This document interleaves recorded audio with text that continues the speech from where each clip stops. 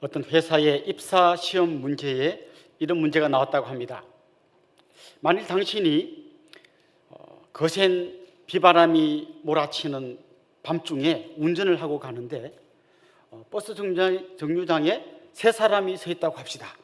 근데 그 중에 한 명은 조금만 더 이렇게 비를 맞고 있으면 곧 쓰러져서 병원에 가야 될 것 같은 아주 연로한 할머니이시고, 또 한 명은 언젠가 당신을 구해준, 당신이 병원에 입원했을 때 수술해서 당신을 구해준 의사 선생님이고, 또 한 명은 당신의 이상형인 아주 아름다운 아가씨라고 합시다.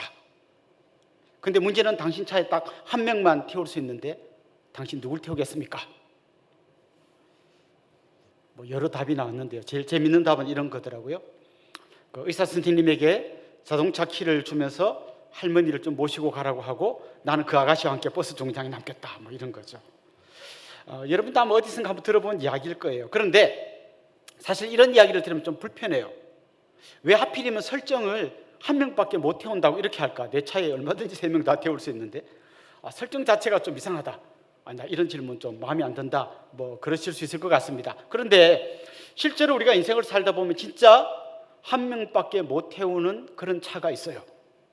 여러분, 예를 들면 어떤 한 남자가 결혼하려고 한다면 이 지구상에 있는 수십억 명의 여성분들을 포기해야 돼요. 딱 한 명만 자기의 배우자의 자리에 태울 수 있습니다. 근데 알고 보면 우리 신앙생활도 이런 거 아닙니까? 우리 신앙생활도 진짜 오직 하나님 한 분만을 의지하는, 그게 신앙생활이지. 하나님도 의지하고 그게 또 딴 우상 다른 세상에 그릇된 가치들을 주렁주렁 매다는 거, 이건 참된 신앙생활이 아니잖아요. 오늘 본문을 이해하기 위해서도 좀 이런 관점이 필요합니다. 여러분, 계속해서 우리가 지난주 말씀 이어져 오는 말씀 이런 거거든요. 우리는 하나님의 동력자다. 다시 말하면 우리는 하나님과 함께 일하는 자다. 이게 지난주 말씀이에요. 근데 오늘 본문 시작하는 14절 말씀은 이렇게 시작됩니다. 너희는 믿지 않는 자와 멍에를 함께 매지 말라. 여러분, 멍에가 뭔지 아시죠? 멍에. 이렇게 기역자로 생겨가지고 소 등에다가 이렇게 딱 걸쳐놓고 그럼 소가 힘을 다해서 끌고 가면 거기에다가 쟁기를 달아서 소의 힘으로 밭을 갈게 하는 거, 이게 그 딱 소 등에 얹는 게 이게 멍에입니다. 근데 이스라엘 지역에서 사용하는 멍에는 이렇게 기역자로 딱 한 소 한 마리 위에 올리는 게 아니라 일자로 되어 있는데 양쪽에 소 목을 집어넣을 수 있는 구멍이라든지 아니면 그게 끈으로 이렇게 소 목을 딱 걸게 되어 있어요. 그러니까 두 마리의 소가 같이 끌고 가게 되어 있습니다. 그래서 성경에 보면 한결이라는 표현이 나옵니다. 결이. 그러니까 두 마리가 함께 끌고 가는 거죠. 예를 들면 엘리사 선지자의 이야기를 보면 12결이의 소를 그가 끌고 있다고 이야기합니다. 그러니까 정확하게 말하면 소가 24마리인 거죠. 근데 두 마리씩 해서 12결이를 끌고 있다고 하는 거죠. 그러니까 여기 멍에를 매지 말라, 믿지 않는 자와 멍에를 매지 말라는 말은 이런 말이죠. 한쪽에 당신이 멍에 여기 이 머리를 집어넣고 이쪽에 믿지 않는 사람이 멍에를 집어넣고 그래서 같이 끌고 가게 하지 말라, 이렇게 권면하는 겁니다. 신명기 22장 10절에 보면 이런 말씀이 나옵니다. 너는 소와 나귀를 결의하여 갈지 말며. 한쪽에는 소를 넣고 한쪽에는 나귀를 넣고 같이 밭을 갈면 어떻게 될까요? 소가 움직이는 패턴이 다르고 나귀가 움직이는 패턴이 다르니까 제대로 밭을 갈 수가 없고 삐뚤삐뚤 엉망이 되겠죠. 그것처럼 오늘 본문은 그렇게 말하는 겁니다. 너하고 믿지 않는 자가 같이 멍에를 매지 마라. 자, 근데 이 말이 지금 어떻게 이어지고 있는가 하면요, 지난주 말씀이 이런 거거든요. 우리가 하나님의 동력자라는 말은 우리는 하나님과 함께 멍에를 메고 가는 자라는 말입니다. 하나님과 멍에를 메고 가는 여러분은 하나님하고만 멍에를 매야지, 하나님하고도 멍에를 메고 거기에 또 다른 누군가를 집어넣어서 같이 멍에를 매려고 하면 안 됩니다. 이게 오늘 본문의 말씀인 것이죠. 좀 더 적극적으로 질문한다면 이런 거죠. 여러분, 단 한 명만 의지해야 된다고 하면 여러분은 누구를 의지하겠습니까? 하나님을 의지하겠습니까? 아니면 하나님 아닌 다른 누구를 의지하겠습니까? 이렇게 물어보는 것이죠. 여러분, 하나님 한 분만 신뢰하며 살겠습니까? 아니면 또 다른 누군가를 신뢰하며 살겠습니까? 이렇게 물어보는 거죠. 왜 이런 아주 강력한 질문을 던지고 또 강력한 도전을 하는 걸까요? 지금 이 편지를 처음 받았던 고린도 교회 성도들은 하나님을 섬기는 하나님의 백성들이라고 하고, 또 하나님과 동역하는 너무나 소중한 하나님의 동역자라고 말하면서도 실제로는 세상에 나가면 또 다른 누군가를 의지하며 살았다는 거죠.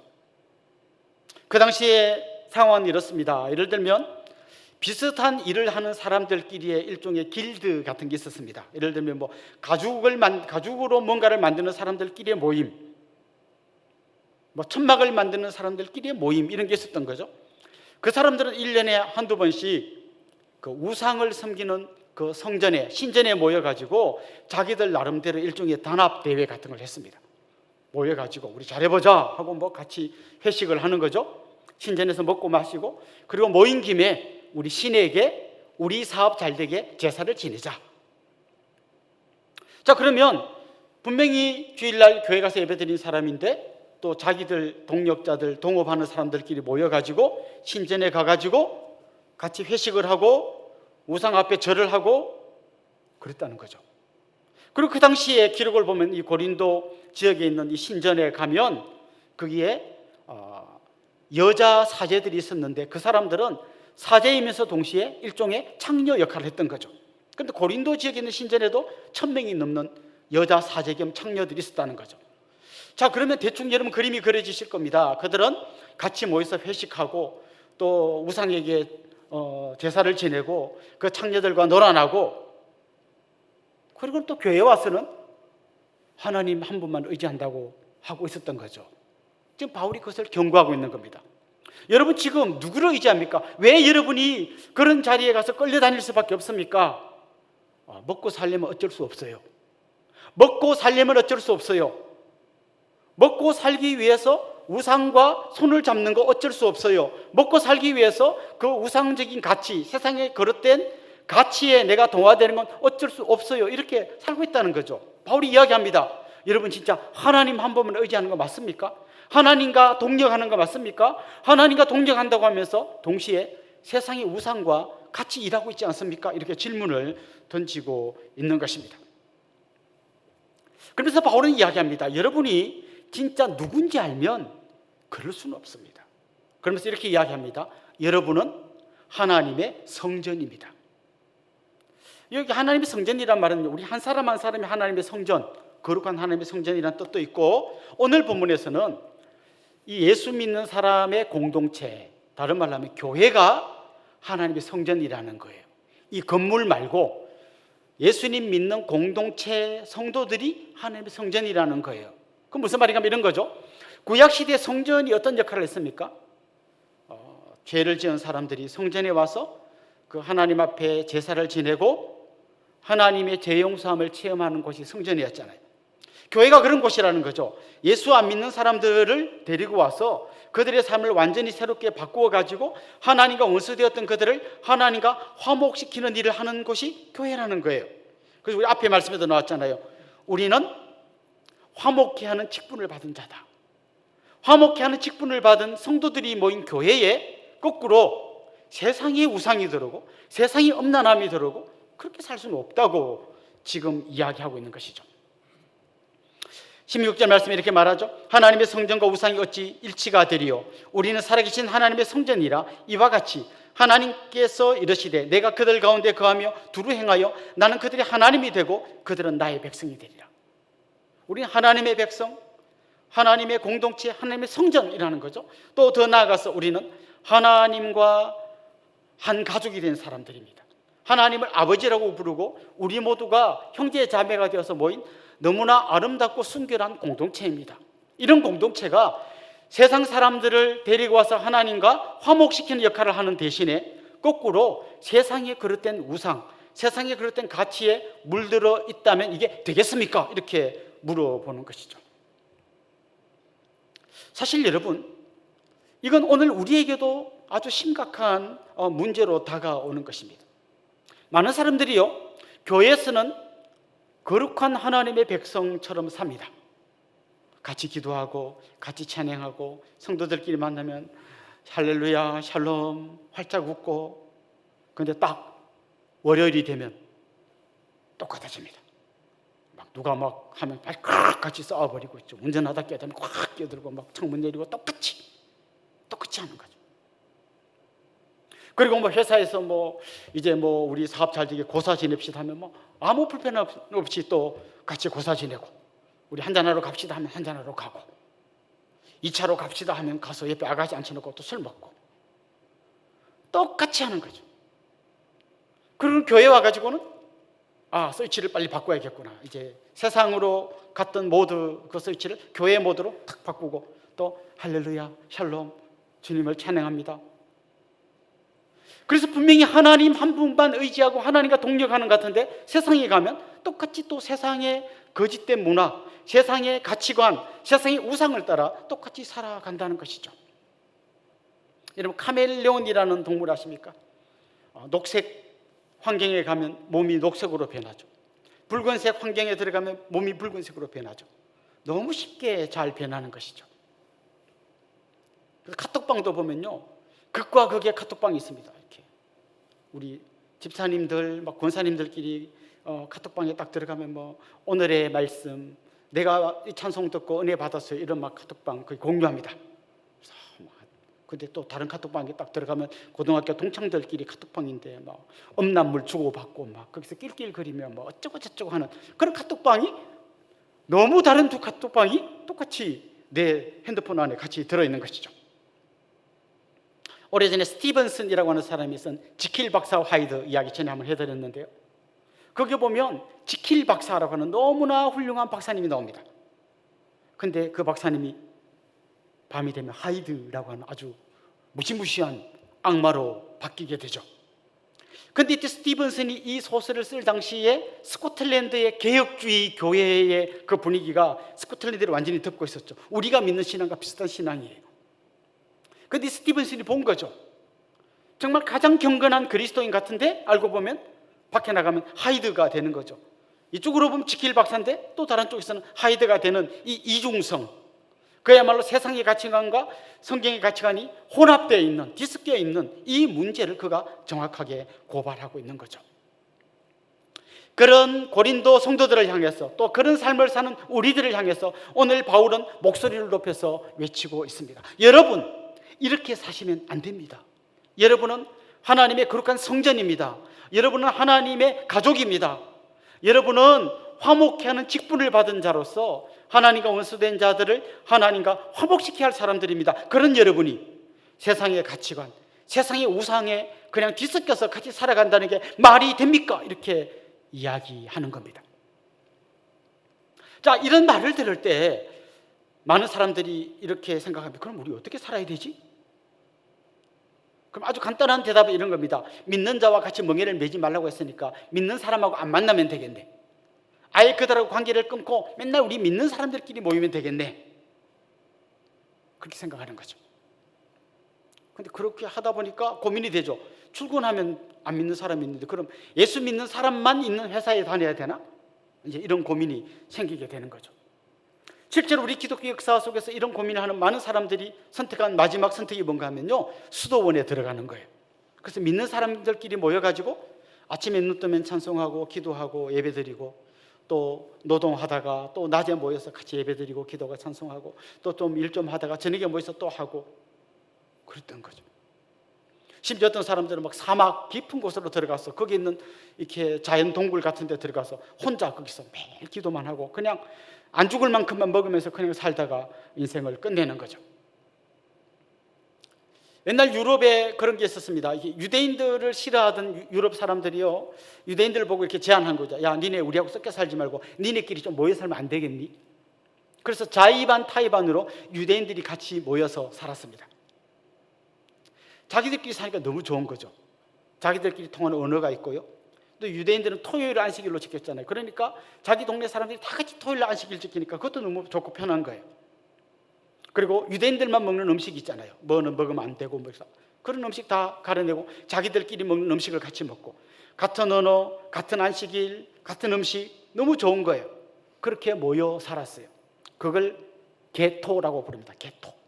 유대인들의 게토라고 부르는데요, 오늘 이 시대의 교회가 자칫 잘못하면 게토화되어 갈 수 있습니다. 괜히 세상 사람들 만나면 막 그 온갖 음란한 문화들, 세속적인 이야기들, 안 돼. 저들과 단절하고 우리끼리 모여서 그냥 같이 기도하고 예배드리고 찬송하고 그냥 교회 중심으로 이렇게 똘똘 뭉쳐 살자. 이게 왜 위험한가 하면요, 그렇게 똘똘 뭉쳐 사는데 세상의 가치는 그대로 들어올 수 있어요. 예수 믿는 사람들끼리 수도원에 모여 사는데 누가 더 높은가? 세상의 이 가치, 우상의 가치가 그대로 들어올 수 있어요. 누가 더 인정받는가? 분명히 공간적으로는 분리되어 있는데 실제로는 우상과 분리가 안 된 채로 공간만 분리하는 걸 이 성경 말씀의 적용이라고 잘못 생각하는 수가 있어요. 예를 들면 교회도 막 우리 다른 세상 사람 안 만나고 우리끼리 모여 사는데 여기서도 뭐 누가 높은가, 막 왜 나한테 박수 안 쳐주나, 생각은 똑같이 세상의 가치관하고 똑같이 사는 것이죠. 바울은 그런 오해를 피하게 하기 위해서 고린도전서 5장 9절 10절에서 이렇게 말했어요. 내가 너희에게 쓴 편지에 음행하는 자들을 사귀지 말라 하였거니와, 이 말은 이 세상에 음행하는 자들이나 탐하는 자들이나 속여 빼앗는 자들이나 우상 숭배하는 자들을 도무지 사귀지 말라 하는 것이 아니니, 만일 그리하려면 너희가 세상 밖으로 나가야 할 것이라. 그렇게 공간만 분리시키라는 이야기가 아니라는 거예요. 그들과 어차피 함께 일할 수밖에 없고 함께 살 수밖에 없는데 같이 살면서 그들을 하나님의 사람으로 바꾸어 가는 게 우리의 일이고, 대신에 그들의 그릇된 가치, 그들이 섬기는 우상을 우리 삶으로 끌어들이지 말라라는 게 성경의 이야기라는 거죠. 호세아서에 보면요, 그런 이야기가 나옵니다.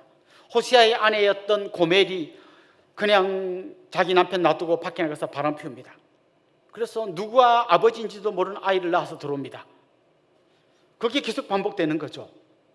그게 지금 하나님의 마음인 겁니다. 그 이스라엘 백성들을 바라보는 하나님의 마음, 하나님을 놔두고 딴 우상 섬기는 그들의 모습을 보고 하나님이 너무 안타까워하시는 마음을 호세아가 대신 이렇게 전하고 있는 것이죠. 그들이 왜 그렇게 살았습니까? 이런 생각을 한 거죠. 이방 사람들의 말을 듣고 그 말에 솔깃한 거죠. 하나님은 산의 신이고 여호와 하나님은 목축업을 도와주는 신이고 농사를 지어주는 신은 바알이기 때문에 우리는 하나님도 섬겨야 되지만 농사를 위해서는 바알도 섬겨야 된다. 이게 그 당시 이스라엘 백성들의 모습이었어요.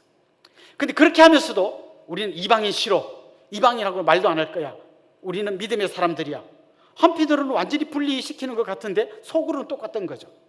요즘 이런 좀 우스갯소리가 있습니다. 뭐 겉바 속촉, 이런 사자성을 아십니까? 예. 겉은 바삭바삭한데 속은 아주 촉촉하다는 거죠. 반대말은 뭘까요?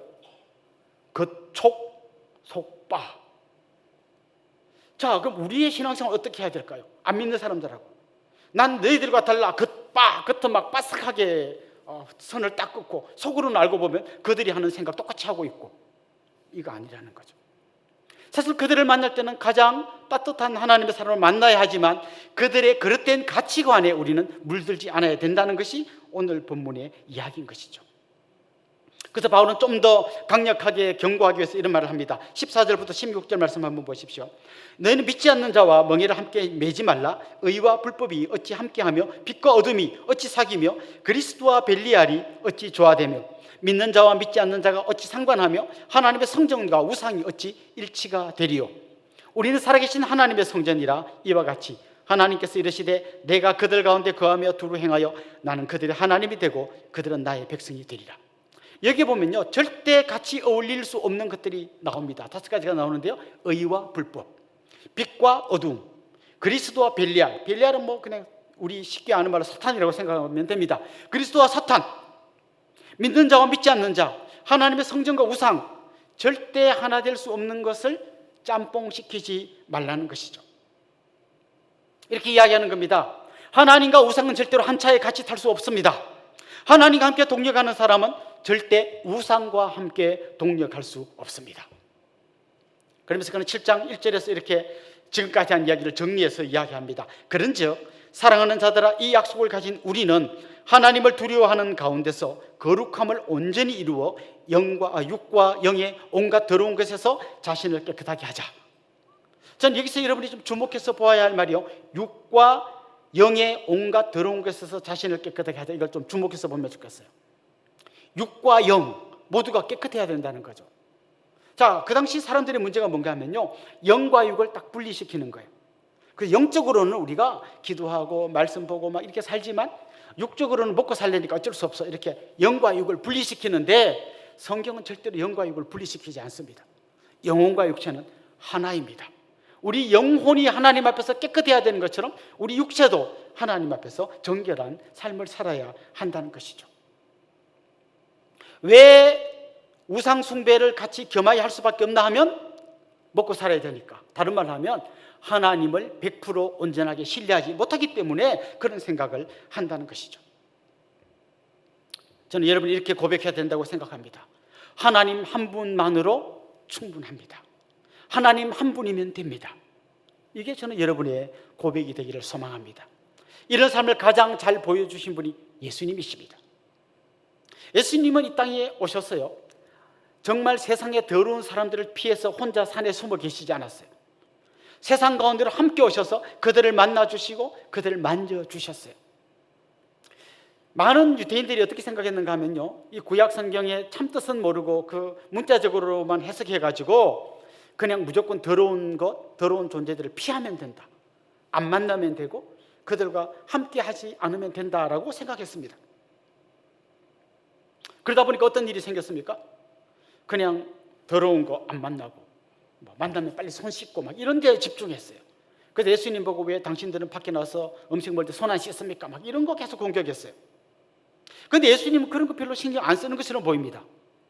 오히려 예수님은 사람들이 가장 더럽다고 생각하고 기피하는 사람들에게로 다가가십니다.